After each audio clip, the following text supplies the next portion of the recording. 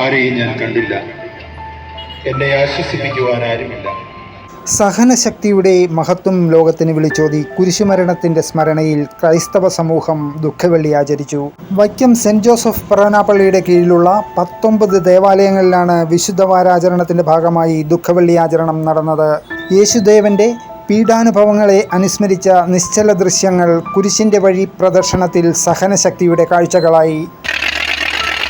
മരക്കുരിശുമേന്തി നൂറുകണക്കിന് വിശ്വാസികളാണ് കുരിശിൻ്റെ വഴിയെ ധ്യാനിച്ചുകൊണ്ട് നഗരപ്രദർശനം നടത്തിയത്. വിവിധ ഇടവകകളിൽ നിന്നുള്ള പ്രദർശനം നഗരത്തിലെ പടിഞ്ഞാറേ നടയിലെ വെൽഫെയർ സെൻറ്ററിലാണ് സമാപിച്ചത്.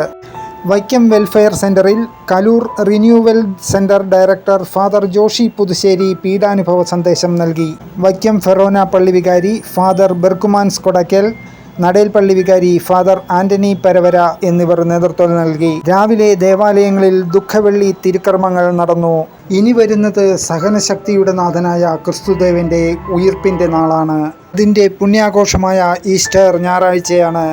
ന്യൂസ് ടീം, വൈക്കം വാർത്ത.